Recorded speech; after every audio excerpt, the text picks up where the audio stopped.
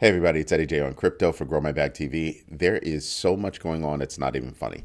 So I just got finished watching an interview with the SEC chairman, Gary Gensler, and it's cracking me up. He's trying so hard to be negative about Bitcoin. It just I just find it to be hilarious, actually. Here are some key points. He did not approve or endorse Bitcoin. Um, he still feels that Bitcoin is highly speculative and a volatile asset. It is indeed a store of value, yet that store of value is speculative and volatile. It is a non security commodity. He's reiterated that several times, so we should be paying attention. He was asked directly about Elizabeth Warren sounding off against the SEC for the approval of the spot ETFs. And he's like, I understand, but Elizabeth Warren is, flipping a wig about it, but I'm cracking up because the courts said the SEC had no reason to say no. So I'd like to understand why she has so much ire and why it's directed at Gary Gensler. He was basically told, you better approve it by the courts. So I don't know. Where's her head at? And something else that's getting to me is I truly don't understand what her negativity about crypto is. That's what I want to know, right? I was listening to an interview, I think it was Larry Fink, and he was saying, listen, this whole Bitcoin spot ETF thing is just another step toward tokenization. He says the technology's there, it's ready to rock and roll. Let's go. I keep telling you that I was consulting a very large REIT, a real estate investment trust, and I had asked them, when are you going to tokenize? When are you going to get involved in crypto and blockchain technologies? No response. Yeah, no, I haven't. I have a rule that I don't invest in companies that I'm working with. That's just a rule that I have, and I know it sounds crazy. I just figure I'm a consultant. If I'm there, there's something wrong. It's being fixed. But I try to keep that separation so that I have a clearer mind, that I know what's going on, I know how it's happening and all that good stuff. And I don't ever want somebody coming back to me and pointing a finger at me. So I'm really still trying to understand, where is Elizabeth Warren coming from with her very pointed ire at the SEC. And I think it's because, her and Gary Gensler were supposed to be, friends, pals, all that stuff. She was supposed to basically be, directing him. I think it's just a public display. I really do think it comes down to a public display. I think she should stop it because I've yet to hear a valid reason to not like it, you don't have to like crypto, but if you're going to come out with these accusations, I need to have a better understanding. Crypto on a scale is used less for, it was spoken about in front of Gary Gensler, to Gary Gensler on CNBC this morning. Listen, the dollar is used for more illicit activity, on scale than Bitcoin. What's your issue? And I've been asking that for a long time. A lot of us have been asking that for a long time. I don't think we're ever going to get an answer to that. So that's something that we should really be considering. I keep forgetting to put the watermark on. That's not good. I don't want anybody to steal my videos. So, because that's what was happening on TikTok, which is why we're not on TikTok anymore. And we're going to have a surprise for you guys very soon. Very, very, very soon. I'm really happy about it. Next up, Near Foundation. Wow, they're about to lay off 40% of their staff. What? Wow. Just all that has me scratching my head. I'm looking at my notes. They mainly affect the community, business development, and marketing teams, with the engineering team remaining intact. Okay, cool. Maybe they feel that, the rest of that stuff will happen naturally and we need less people to do that. But we're talking about 40% of their staff. They're smart. They have it kind of figured out. We're going to keep our engineers, but this ancillary work that's going on, we can kind of chill out with that until we've made significant, inroads on everything else. So I'm kind of like, all right, kind of goes in hand with there have been significant layoffs in the crypto industry all around 2023. So we'll see what happens. They have about globally, let me see. Additionally, the crypto industry, yeah. The industry as a whole has lost about 13,400 employees, give or take.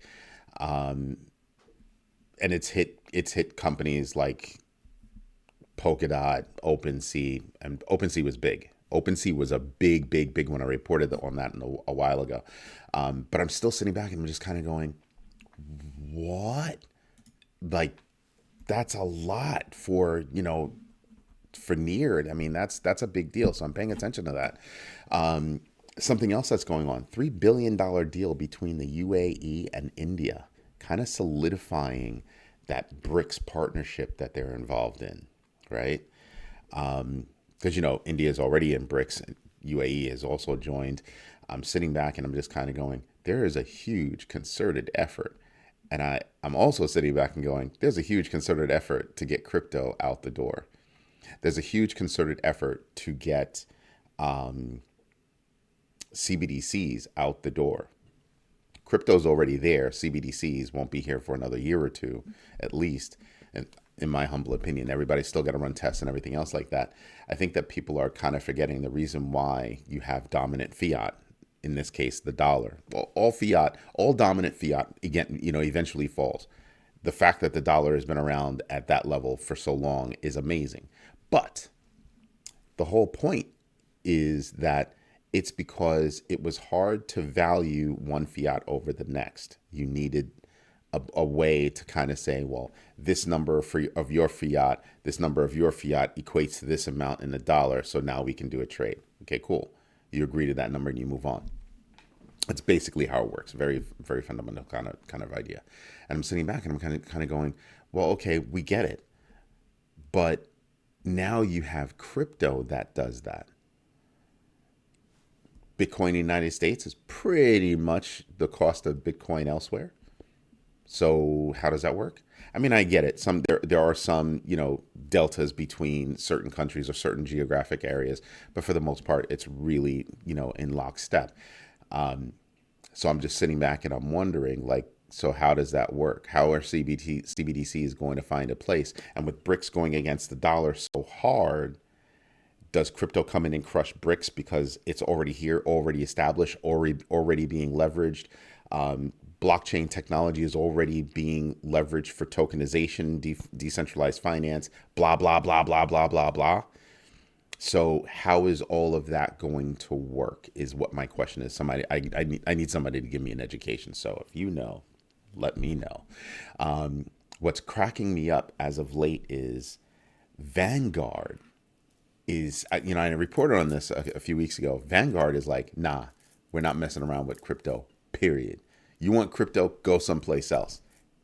Well, you're in the FAFO moment right now, right? Because they have a number of people that are saying, oh, it's like that. You're not going to even try to give us access. Okay, well, we're going to do that. We're going to take our money and go elsewhere with it. I'm expecting Vanguard could lose a nice little percentage of their assets under management. I'm gonna keep track of that. UBS, on the other hand, is saying, hey, certain of our customers will be able to access those new Bitcoin spot ETFs. What's really cracking me up? I don't freaking need you to go buy Bitcoin. Let's get that straight. I don't need you to do this for me. What you're saying is that I want you, if I'm selecting, one of these firms, it's not that I can't do it myself. It's that I want your knowledge and expertise across a bunch of investment vehicles to help guide me and earn more money for me. That's what I'm paying for. But Bitcoin itself, I don't need your help. I really don't need your help. But if I want that kind of a relationship with Bitcoin, I don't want to buy Bitcoin directly. I kind of want to go through an ETF, let them manage all the, machinations, all that good stuff. Cool. So it doesn't make sense to me that Vanguard's saying no. That's like, a baby saying, I'm not going to let you play with my toy in the sandbox, but there are 15 other toys that I can play with, so I don't care. It's just weird to me, right? It's really, really weird.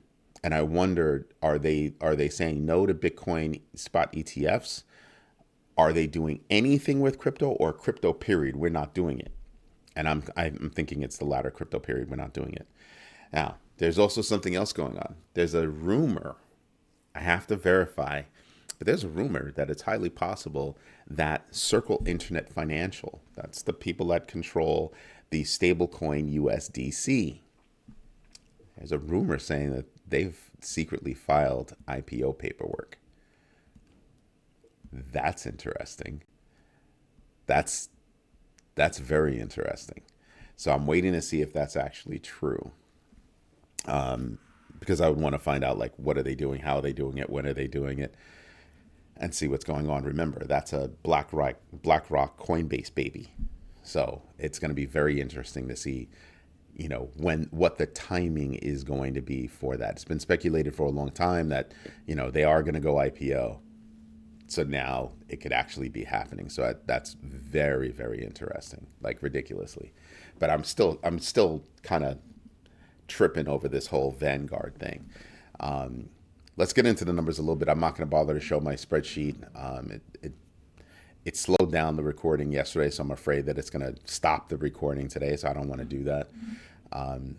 But we can go through. Oh, don't forget, today is huge. You have a number of banks, Wells Fargo, BlackRock reports today, Delta reported this morning, Citi is going to report today, Bank of America. You just have a whole bunch of financial institutions that are going to be reporting their numbers today, as well as a few of the consulting firms, or yeah, basically consulting firms that support them. Wipro, Tata Consulting, and HCL are also reporting today. So that's actually huge. Pay attention to that space, because it could be big. And you also got, some news from certain banks that, hey, we might be missing on the numbers that we're about to report. So we're going to really pay attention. I'm thinking the banking sector could take a little bit of a dip today. All right, but let's get over to that. Pull that one, push that one. There you go. The crypto fear and greed index is at 71. DeFi Llama up, I think it was 73 yesterday or something like that. It's $76 billion now. So not bad, kind of rifling forward toward that $80 billion mark. That would be pretty cool. You have Bitcoin right now trading at 45,904. Kind of cool. Again, kind of lateral. Everything's kind of starting to even out. And then I think you're going to start to see a gradual merge up as you start to see all of those inflows start to hit the market. Yesterday was very volatile. You see the numbers and everything else. But I think now is when you're going to start seeing numbers hit the market. You're going to start to see tokenization happen. You're going to start to see more partnerships happen. You're going to see more people start to get educated on the use of Bitcoin and the reason why they're using it for store value, all that stuff. So I think that's going to be huge. Let's take a look at the big picture, and you can see that there are a lot of coins that are down. But are you paying attention? Do you see Ethereum?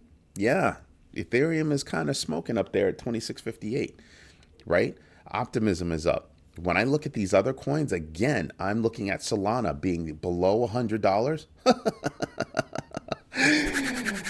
Yes. Sorry, but that's how I feel about it. Cardano, another one. Thank you very much. I don't care about Doge, even though Elon says, I still hold a whole bunch of Doge. I don't like Elon, and I'm not a fan of Doge. Period. Straight up. Matic is up a little bit at 92. And Matic's got a lot going on. Especially as you start to see NFTs start to take off. I think the next thing that's going to start to happen is games are going to come back. I mean, I don't know if it's you, but in the United States, we're seeing a whole bunch of commercials about regular, mobile games. A lot of those games, I think, you're going to start seeing people play more and more metaverse level games. And that's going to be fun. That's going to be really interesting. Aptos is up. Arbitrum is up. Injective is down. I think that's a buying opportunity. Bitcoin Cash is up big. I know people don't like Bitcoin Cash. There's a whole slew of people that don't like Bitcoin Cash. If I can make money, I'm going to consider it. Well, if I can make money legally, I'm going to consider it. If it's illegal, I'm not all about that life. But if you can see that kind of income, because think about this, Bitcoin Cash is not going away. So for all the haters that are out there about certain of these coins that are out there, they haven't gone away. Again, looking at Litecoin, hasn't gone away. Being used. Look at the transactions. I tell people all the time, when you do your research, look for use cases and look for transaction levels, transaction volume. Just saying, there are tools out there. There are ways that you can look for things to see how they're actually going to run, how they're going to operate, and that's what I do. Right? Looking at year to date, Bitcoin is not as high as it could be, and Ethereum's operating at almost twice as high. Solana's down 3.33%. Really cool number, 333. Elliot, that was for you. But the idea that you have something that you can buy at a discount right now where it can make you money, I think that's going to be a big deal. Solana's got a lot going on. Bitcoin's got a lot going on. Ethereum's got a lot going on. People are asking me all the time, which ones do you like? You see the stars next to the ones I like. Cardano's got a lot going on. I feel happy about Avalanche. I think it's going to be doing things. Doge, I only follow because how do you not follow something that's got $12 billion market cap? Just saying. I don't like it, but that doesn't mean other people don't like it, like it and are using it. So I pay attention to it. I think in terms of use case, I still don't see it. I think there are other coins that do a better job for whatever use case you want to say Doge does.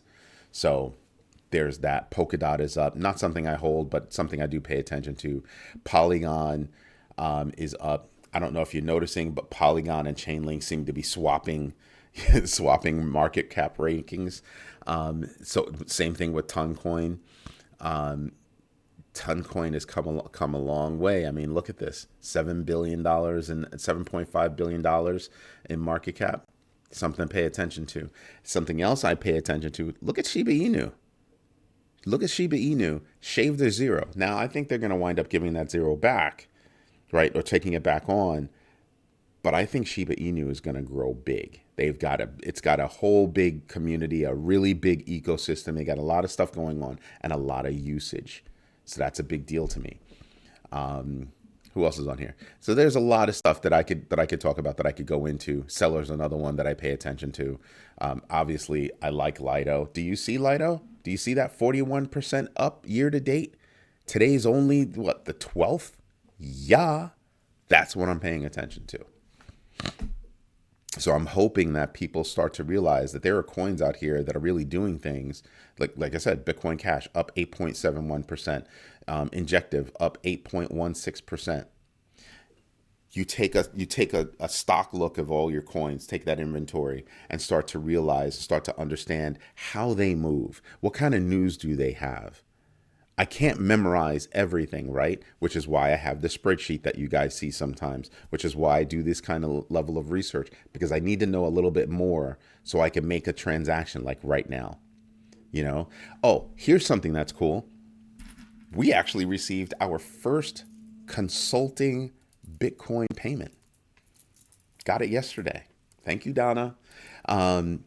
We were consulting a firm, and replatforming their whole website and helping them with e-commerce, providing business management consulting for their new business. She's actually going to be teaching. She's a certified educational provider, which is huge for the healthcare industry. Huge. I think that's going to be a moneymaker. So I was helping her go through what she needs to do to make everything work. And she paid us in Bitcoin. I'm telling you, you're going to start to see this in a major fashion. We have other friends that have paid us in XRP, in regular, friend-to-friend transactions. But that was our first consulting. We've collected money on memberships and things like that using crypto, but consulting, business management consulting, we got paid in Bitcoin. Kind of cool. We put the numbers right there on our invoices.